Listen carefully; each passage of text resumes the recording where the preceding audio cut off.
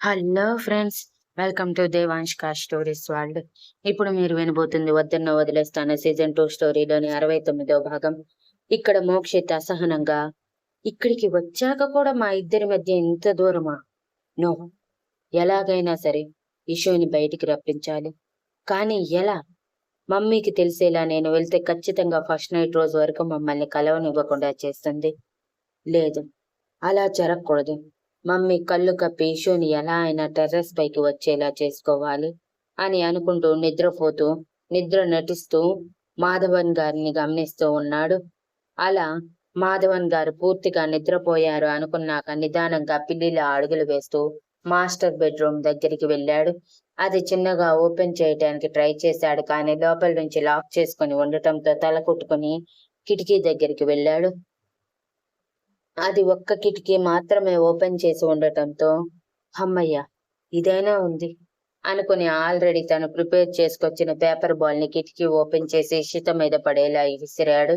కానీ అది కాస్త ఇషితకి తగలకుండా పక్కనే ఉన్న రక్షిత గారికి తగలడమే షాక్ అయి వెంటనే పక్కకి తప్పుకున్నాడు మోక్షిత్. సడన్ గా మీద పేపర్ బాల్ పడటంతో కళ్ళు తెరిచిన రక్షిత గారు వెంటనే లైట్ ఆన్ చేస్తే అప్పటికీ నిద్రపోకుండా తాళిని పట్టుకొని చూసుకుంటూ మురిసిపోతూ ఉన్న ఇషిత కంగారుగా, ఏమైంది అత్తయ్య అని అడిగింది. ఎవరో కొట్టినట్టు అనిపించింది ఇషు అని అయోమయంగా కింద చూసింది. కింద పేపర్ బాల్ కనిపించడమే అది తీసుకుని, ఇదిగో దీనితో కొట్టారు, మన ఇంట్లో దొంగ పడ్డట్టున్నాడు ఇషు అని కంగారుగా అంటే ఇషిత కూడా కంగారుగా, అవునా అత్తయ్య, లేకపోతే ఇలా పేపర్ బాల్ తో మనల్ని ఎవరు కొడతారు? పదండి, మనం చూద్దాం ఆ దొంగ సంగతి అని గబగబా బెడ్ మీద నుంచి కిందకి దిగితే రక్షిత గారు కూడా కిందకి దిగారు. కానీ మరుక్షణం ఇషు ఆగు అని ఆపేశారు. డోర్ వరకు వెళ్తున్న ఇషిత ఆగి వెనక్కి తిరిగి, ఏమైంది అత్తయ్య అని అడిగితే, దొంగ అయితే మన మీదే ఎందుకు పేపర్ బాల్ విసురుతాడు ఇషు అని లాజికల్ గా మాట్లాడగానే, అవును కదా అని ఆలోచనలో పడిపోయింది ఇషిత. అదంతా పక్కనే నక్కి వింటున్న మోక్షిత్ తల కొట్టుకుని, బుక్కయ్యావురా మోక్షిత్, అనవసరంగా ఇక్కడ ఉండి వాళ్ళ చేతుల్లో తన్నులు తినడం కంటే నోరు మూసుకొని నీ రూమ్కి వెళ్ళి పడుకోవటం బెటర్ అని అనుకుని మరోసారి పిల్లిలా అడుగులు వేస్తూ మెట్ల వైపు వెళ్ళాడు. అప్పటికే రక్షిత గారికి కొంచెం కొంచెం అర్థమై నవ్వుకుంటూ, ఇదంతా నీ మొగుడి పని అయి ఉంటుంది ఇషిత, నిన్ను వాడిని దూరంగా ఉంచాను కదా, అందుకే నీతో మాట్లాడాలనో లేకపోతే ఇంకేదైనా చెయ్యాలనో ఇంటెన్షన్ తో ఇలా చేసుంటాడు అనగానే ఇషిత సిగ్గుతో చితికిపోయి, అలా ఏం ఉండదు అత్తయ్య అని అంది. అవునా, పద చూపిస్తాను అని ఇషిత చేతిని పట్టుకుని డోర్ ఓపెన్ చేసి అలా హాల్లోకి రావటం, మోక్షిత్ రూమ్ డోర్ ఓపెన్ చేసుకుని లోపలికి వెళ్తూ ఉండటం చూపించగానే, చూసావా, నేను చెప్పిందే నిజం అని అనగానే ఇషిత సిగ్గుపడుతూ తలదించుకుంది. కానీ మనసులో మాత్రం, వీడికి ఇంత ఆత్రం ఎందుకు, ఎల్లుండి కల్లా మేమిద్దరం న్యూ లైఫ్ స్టార్ట్ చేస్తాం కదా అనుకుని అత్తయ్య వైపు చూడలేక, వదిలేయండి అత్తయ్య, తెలుసు కదా మోక్ష అల్లరి గురించి అని అంటే, తెలుసులే కానీ వాడిని కంట్రోల్ చేసేది మాత్రం నువ్వేషు, నీ మాట తప్ప మా మాట కూడా వినడు వాడు అని నవ్వుతూ అంటూ, వెళ్ళు, ఏదో మాట్లాడాలనుకుంటున్నాడు కదా, కానీ తొందరపడొద్దు ఇషు, అర్థమైంది కదా నేను చెప్పేది అని అంటే ఇషిత అర్థమవుతుంది అని తల ఊపింది ఎర్రబడిన మొహంతో. సరే ఇషు, అయితే వెళ్ళి వాడు ఏం మాట్లాడుకోవాలనుకుంటున్నాడు వినేశ్రా అని చెప్పి రక్షిత గారు నవ్వుతూ వెళ్ళిపోతే ఇషిత చిరుకోపంగా మోక్షిత్కి మెసేజ్ చేసింది టెర్రస్ మీదకి రాని. ఇక్కడ మోక్ష ఫోన్ లో ఇషిత ఫోటోని చూస్తూ తనలో తానే చిన్నగా మాట్లాడుకుంటూ ఉంటే ఇషిత నుంచి మెసేజ్, త్వరగా టెర్రస్ మీదకి రా, నీతో మాట్లాడాలి అని పెట్టడంతో యాహూ అని ఎగిరి గంతేసినంత పనిచేసి పరుగున బయటికి వెళ్ళిపోయాడు. కానీ వెనక కంగారుగా బయటికి వచ్చిన మాధవన్ గారు మోక్షిత్ ఇషిత ఇద్దరు పైకి వెళ్లటం చూసి నవ్వుకుంటూ, వీడికి నాలానే ఆత్రం ఆగి చావదు అనుకుని సైలెంట్ గా కిందకి వెళ్ళిపోయారు ఆయన రూమ్ లోకి.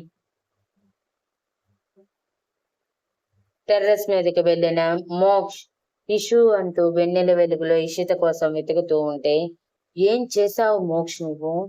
ఎందుకంత ఆత్రం నీకు? అని సీరియస్ గా అడిగి వెంటనే సిగ్గుతో చితికిపోతూ, అనవసరంగా అత్తయ్య దగ్గర ఇరుక్కుపోయాను. కనీసం మెసేజ్ చేయొచ్చు కదా ఇలా అని. ఆ మాత్రం తెలియ లేదా అని అనటంతో మోక్షి తల కొట్టుకుని, అంత తెలివి ఉంటే నిన్నెందుకు పెళ్లి చేసుకుంటానేషు అని అన్నాడు. ఆ మాటకి ఇషిత ఉరిమి చూస్తూ ఉంటే మోక్షిత నాలుగు ఖర్చుకొని, అదే అదే అంత తెలివి ఉంటే ఈ పాటికి మనిద్దరం ఒకటైపోయే వాళ్ళమని చెప్తున్నాను. అంతేకాని వేరేది కాదు. అయినా నా ఇషు బంగారం కదా, అందుకే వెంటనే నన్ను అర్థం చేసుకుని వచ్చేసింది అని తన బుగ్గలు లాగాడు. ఇషిత చిరుకోపంగా ఉందామనుకుంది, కానీ మోక్ష మొహంలో కనిపిస్తున్న సంతోషం చూసి ఉండలేక అక్కడ ఉన్న సిట్టింగ్ ఏరియాలో కూర్చుని, సరే చెప్పు, ఎందుకు పిలిచావు నన్ను అని అడిగితే, పైకి లేవే ముందు అని అన్నాడు సీరియస్ గా మోక్ష్.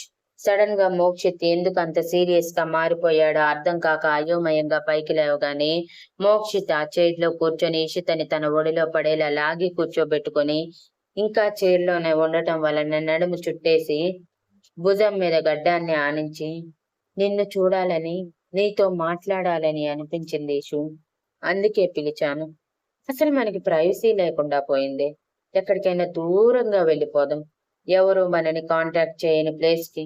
మినిమం 2 months అక్కడే ఎంజాయ్ చేసి రావాలి ఇషు అని తన మెడ మీద ముద్దు పెట్టగానే ఇషిత మెడ పక్కకి వంచేసి, మో అని లోగొంతుతో అంది తన చీరని పిడికిళ్లలో బిగించి. అలా పిలవకి, లోపల రకరకాలుగా ఉంది అని మోక్ష్ కూడా ఇంకొంచెం ఎక్కువ చేస్తూ ఇషిత భుజం వరకు వచ్చి, మిస్ యూ సో మచ్ ఇషు అని భుజం మీద ప్రేమగా ఘాటు వేయగానే ఇషిత ఫోర్స్ గా వెనక్కి తిరిగి మోక్షిత్ ని గట్టిగా హత్తుకొని, ప్లీజ్ రా, ఇలా చేయకు. మన మీద నమ్మకంతో మనల్ని ఒంటరిగా ఉండనిచ్చారు. ఆ నమ్మకాన్ని పోగొట్టకురా మోక్ష్ అని తడబడుతూ అంది. కానీ అప్పటికే తన చేయి మోక్ష్ ని బలంగా చుట్టేసుకుంది. మోక్షిత్ కూడా ఇషితని బలంగా చుట్టేసుకుని తన మెడ మీద ఓపెన్ మౌత్ కిస్సెస్ ఇస్తూ, ఇప్పుడేమైంది? మన ఇద్దరం భార్యాభర్తలం. ఇంత క్లోజ్ గా ఉంటే తప్పేం కాదు కదా ఇషు అని హస్కీ వాయిస్ లో అంటుంటే ఇషిత గుండె వేగం పెరిగిపోయింది. ఎక్కడ మోక్ష అన్నంత పని చేసి తమ మీద ఉన్న నమ్మకాన్ని పోగొడతాడేమోనని. అలా అని మోక్షని దూరం జరపలేకపోతుంది. అప్పటికే మోక్షిత్ ముందుకు వచ్చి మొహం మొత్తం ముద్దులు పెట్టి పెదవులు అందుకోగానే మోక్ష చుట్టూ ఉన్న చేతితో జుట్టు మీద పట్టు బిగించి తను కూడా ముద్దుకి సహకరించింది. 10 నిమిషాల తర్వాత పెదవులు వదిలిన మోక్ష్ మరోసారి ఇషిత మెడ మీద దాడి చేస్తూ ఉంటే ఇషిత మోన్స్ చేస్తూ మోక్ష్ జుట్టుని పట్టి లాగింది. చుట్టూ ఏకాంతం, చల్లని క్లైమేట్. ఇద్దరిని ఏకం కమ్మని చెప్తుంటే ఇద్దరు అవుట్ ఆఫ్ కంట్రోల్ అయిపోయారు. ఇంతలో సడన్ గా ఇషిత ఫోన్ మోగగానే స్పృహలోకి వచ్చినట్టు కంగారుగా ఇషిత మోక్షిత్ ఒడిలో నుంచి లేచి ఫోన్ నంబర్ చూసి, ఈ టైంలో అత్తయ్య కాల్ చేస్తున్నారంటే మేమేం చేస్తుంటామో అత్తయ్యకి అర్థమయ్యే ఉంటుంది. ఛ, అత్తయ్యకి ఇచ్చిన మాట తప్పాను కదా అని తనలో తానే బాధగా అనుకుని మోక్ష వైపు చూస్తే మోక్ష అసహనంగా మొహం పెట్టి, ఏమైంది ఇషు అని అడిగాడు. ప్లీజ్ రా, ఒక 2 రోజులు ఒప్పుకోరా, మరీ ఇలా చేయకురా. నువ్వు నన్ను కంట్రోల్ చేస్తున్నావు, ఇంకా ఇక్కడే కంట్రోల్ మిస్ చేస్తున్నావు. ఇంకా ఇక్కడే ఉంటే మనం అనుకున్నది జరిగిపోతుంది. అలా జరగకూడదు. నేను మాట ఇచ్చి వచ్చాను. నేను ఏమీ చేయను అత్తయ్య, మోక్షని కూడా కంట్రోల్ చేస్తానని. ఆ మాట తప్పలేను. కాబట్టి సైలెంట్ గా వెళ్ళి పడుకో. గుడ్ నైట్ మోక్ష్ అని మోక్షిత్ నుదుటి మీద ముద్దు పెట్టి వెళ్ళిపోతే మోక్షిత్ కొంచెం డిసప్పాయింట్ అయినా పెద్దవాళ్ళ ముందు కంట్రోల్ తప్పి మరి ఇషితని తలదించుకునేలా చేయటం ఇష్టం లేక తప్పక తన రూమ్ కి వెళ్ళిపోయాడు. ఇషిత కిందకు వెళ్లేసరికి ఆ రూమ్ లో తన అత్తయ్య మావయ్య ఇద్దరు ఉండటంతో పక్కనే ఇంకొక గెస్ట్ రూమ్ లోకి వెళ్ళిపోయింది. తర్వాత రోజు ఉదయం అనుకున్నట్టుగా ఇషిక వాళ్ళు వచ్చాక చుట్టుపక్కల అందరినీ పిలిచి తాంబూలాలు పంచి గర్వంగా ఇషితని తమ కోడలిగా పరిచయం చేశాక 10 గంటల టైంలో పంతులు గారిని పిలిపించి వ్రతానికి శాంతి ముహూర్తానికి ముహూర్తం చూడమని అడిగారు. వ్రతానికి తర్వాత రోజు ఉదయం 9 గంటల సమయంలో దివ్యంగా ఉందని, ఇక శాంతి ముహూర్తానికి రాత్రి 9:30కి బాగుందని చెప్పటంతో అదే ఫిక్స్ చేశారు. ఆ రోజంతా సందడిగా గడిచిపోయాక తర్వాత రోజు వ్రతానికి చాలా స్పీడ్‌గా పనులన్నీ ముగిసిపోయి గోల్డెన్ కలర్ బోర్డర్ వచ్చిన మెరూన్ కలర్ శారీ కట్టుకున్న ఇషిత దానికి తగ్గట్టే నగలు కూడా పెట్టుకొని పసుపు తాడిని అలానే ఉంచుకొని పీటల మీద కూర్చుంది.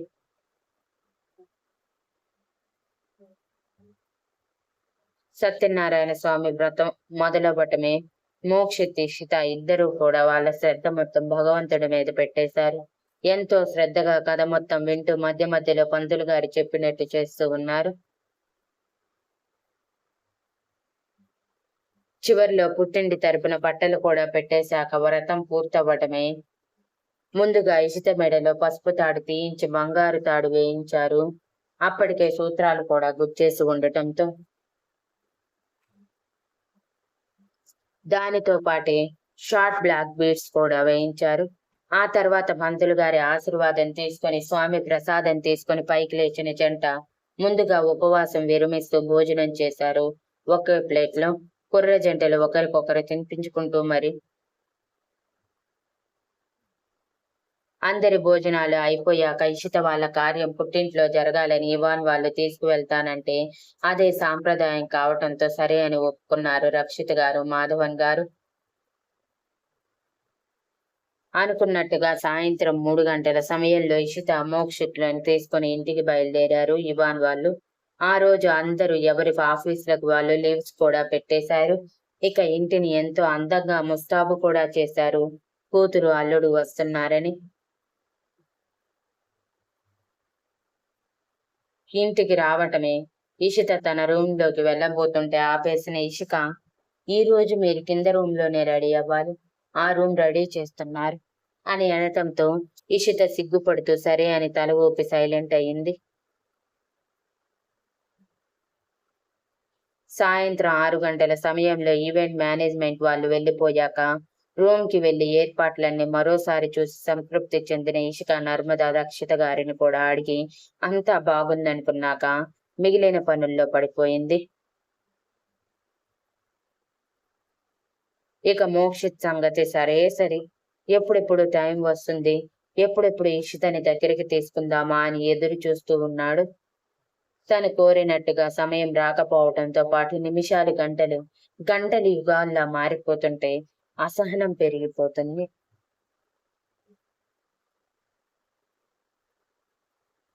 డిన్నర్ తర్వాత ఇషితని రెడీ చేయడానికి తీసుకువెళ్లారు ప్రజ్ఞాశక్తి, ఆద్య. పెద్దవాళ్ళని వద్దంటే వద్దని చెప్పేశారు. మీ పాతకాలం పద్ధతులు వద్దు, మేం మోడ్రన్ గా రెడీ చేస్తామని. అనుకున్నట్టుగానే ఇషితని అందంగా వైట్ కలర్ శారీ మీద peach colour floral printed flowers వచ్చిన శారీ, అది కూడా ట్రాన్స్పరెంట్ శారీ కట్టి దానికి తగ్గట్టుగా మెడలో తాలిబొట్టుతో పాటు ఓన్లీ బ్లాక్ బీడ్స్ మాత్రమే ఉంచారు. ఇక నడుముకి సన్నని ముత్యాల వడ్డానం, దానితో పాటు చేతులకి white and pink colour mixed గాజులు మోచేతి వరకు వేసి జడ సవరంతో పాటు నడుము కిందకి ఉండేలా అల్లి 5 మూరల మల్లెపూలు జడ అంతా పాకేలా పెట్టి వైట్ స్టోన్ పాపడి బిల్ల కూడా పెట్టి మొహానికి లైట్ గా మేకప్ వేసి బొట్టు కుంకుమ కూడా పెట్టి రెడీ చేశారు. ఇక పాదాలకి పట్టీలు మెట్టెలు ఉన్నాయి కాబట్టి వాటిని పట్టించుకోలేదు. ఇషితని పూర్తిగా రెడీ చేశాక లేచి నించోబెట్టి మొత్తం పైనుంచి కింద వరకు చూశాక, సూపర్ వదిన, ఈ దెబ్బతో అన్నయ్య నిన్ను క్షణం కూడా వదలడు, ఎంత అందంగా ఉన్నావో నువ్వే చూసుకో అని అద్దంలో చూపించగానే నిజంగా తనకి తాను చాలా నచ్చింది. ట్రాన్స్పరెంట్ శారీలో కనిపించాల్సిన అందాలన్నీ చాలా ఫ్రీగా కనిపిస్తుంటే తనని అలా చూసిన మోక్షిత్ రియాక్షన్ ఊహించుకొని సిగ్గుపడింది. ఆ సిగ్గుకి గుర్తుగా బుగ్గలో న్యాచురల్ బ్లష్ వేసుకోవటం చూసి, అయ్యో అప్పుడే సిగ్గుపడుతున్నావా వదిన, రూమ్ వరకు ఆగు, ఇప్పుడే నిన్ను ఇలా చూస్తే అన్నయ్య కనీసం ఎవరికి ఛాన్స్ ఇవ్వకుండా ఎత్తుకొని వెళ్ళిపోతాడేమో అని శక్తి నవ్వుతూ చెప్పి ప్రజ్ఞ ఆద్యలతో, ఆ ఇంటికి వెళ్ళండి మీరు అని చెప్పింది.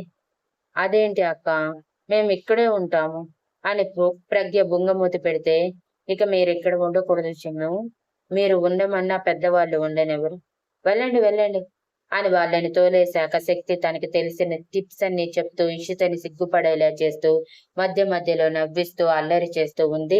మరో అరగంట తర్వాత రూమ్ లోకి వచ్చిన నర్మద, ఇంకా ఎంతసేపు శక్తి, అయిందా లేదా అని అడిగితే, ఎప్పుడు అయ్యింది మమ్మీ, తీసుకువస్తున్నాను అంటూ ఇషితని బయటికి తీసుకువచ్చింది. అప్పటికే Mokshit white and white kurta పైజామాలో నిండు చందమామలా రెడీ అయి ఉన్నాడు. ఇద్దరిని పక్క పక్కనే నిలబెట్టి ఆశీర్వాదాలు తీసుకోమని చెప్పారు ఇషిక వాళ్ళు. అన్నట్టుగానే అందరి ఆశీర్వాదం తీసుకున్నాక దాంపత్య తాంబూలాలు ఇప్పించి సింపుల్ గా మోక్షిత్ ని రూమ్ లో ఉండవని చెప్పి పంపించేశారు. రూమ్ కి చేరుకున్న మోక్షిత్ ఎంట్రన్స్ లోనే మల్లెపూల మత్తు నిలువెల్లా ఆవహించినట్టు తనని మత్తులో తడిపేస్తూ ఉంటే కళ్ళు తెరిచి రూమ్ చూసి వావ్ అనుకోకుండా ఉండలేకపోయాడు. అంత అద్భుతంగా రెడీ చేశారు రూమ్ ని. ఎదురుగా పూలవనమే ఉందా అన్నట్టు ఉంది ఆ రూమ్ మొత్తం. ఆ రూమ్ ని అలా చూడటమే మోక్షిత్ లో హుషారు పెరిగిపోయి, ఈ రోజుతో ఇషోని పూర్తిగా నా సొంతం చేసుకుంటాను, అస్సలు వదిలే ప్రసక్తే లేదు, ఇన్ని రోజులు నన్ను ఏడిపించింది కదా, అంతకంత బదులు తీర్చుకుంటాను అని నవ్వుతూ అనుకుని బెడ్ మీద కూర్చున్నాడు.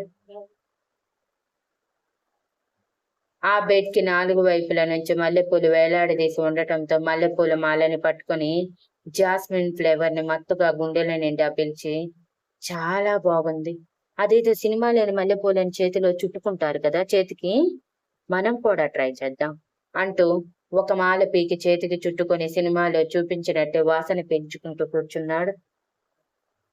ఇక ఇషిత చేతికి పాల గ్లాస్ ఇచ్చిన ఇషిక వాళ్ళు తనని దగ్గరుండి రూమ్ కి తీసుకువచ్చాక, ఎటువంటి ఆలోచనలు పెట్టుకోకు ఇషిత, ఎప్పటికైనా మీరు సంతోషంగా మీ లైఫ్ స్టార్ట్ చేయండి, ఇప్పటికైనా మీరు సంతోషంగా మీ లైఫ్ స్టార్ట్ చేయండి, ఎవరో ఏదో అనుకుంటారని అస్సలు ఆలోచించొద్దు అని సీరియస్ గా చెప్పి ఇషితని లోపలికి పంపించి ఆ మ్యాన్షన్ ని ఖాళీ చేసి నర్మద వాళ్ళ ఇంటికి వెళ్ళిపోయారు.